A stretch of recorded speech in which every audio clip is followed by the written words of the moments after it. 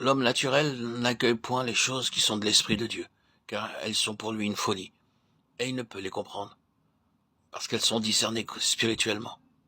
1 Corinthiens 2,14. Ceux qui ont compris le sens de la croix, et ne sont plus sous la domination de la chair, supposent assez volontiers qu'ils sont sous la seule influence du Saint-Esprit, et sont uniquement guidés par lui.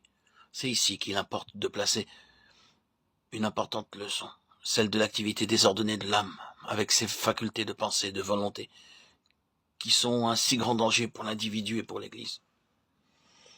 Voici un homme né du Saint-Esprit, vivifié. L'Esprit de Dieu demeure en lui. La croix, qui est la porte, le chemin, la source de victoire et d'affranchissement de la chair, lui a été révélée. Sa façon de vivre est toute nouvelle. Il marche en nouveauté de vie, pour employer l'expression de l'Écriture, et remporte la victoire sur le péché que manifestait autrefois la vie de la chair, qui est donc devenue son âme. Son âme, c'est-à-dire son intelligence, ses sentiments, ses émotions, sa personnalité, son moi. Et quelle est la force animatrice de cet homme, qui n'accomplit plus les désirs de la chair?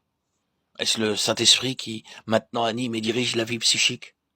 Ou bien le principe directeur émanerait-il du domaine inférieur? La vie naturelle est déchue, héritée du premier Adam. L'idée courante, c'est que quiconque est mort au péché en Christ et ne marche plus selon la chair est nécessairement spirituel et entièrement sanctifié. Or, l'affranchissement de la domination de la chair ou vie charnelle n'implique pas la délivrance de ce qui est psychique, des sentiments terrestres, et que l'homme ne se conduise plus selon la vie terrestre. Mourir au péché, crucifier la chair, ce ne sont là que les premières phases de l'action de l'Esprit de Dieu en l'homme. Celui-ci, pour ne plus être charnel et demeurer psychique, être toujours sous l'influence de l'âme au lieu de se mouvoir dans le domaine spirituel, où s'établit le contact entre l'homme et Dieu.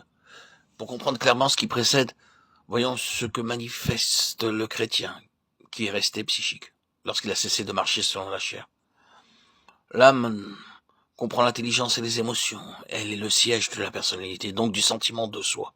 Même quand le chrétien est affranchi des œuvres de la chair énumérées dans Galates 5, 19, 21, son intelligence et ses émotions peuvent recevoir les impulsions de la vie de l'âme animale, au lieu d'être animé par le Saint-Esprit qui habite l'esprit humain régénéré.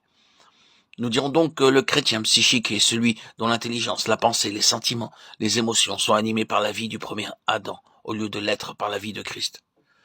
Esprit vivifiant qui contrôle, influence l'intelligence et les sentiments de quiconque marche selon l'esprit.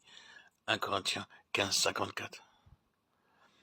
Le Saint-Esprit demeurant dans l'esprit peut rendre le croyant capable de crucifier les œuvres du corps, même lorsque son intelligence et ses sentiments sont restés charnels.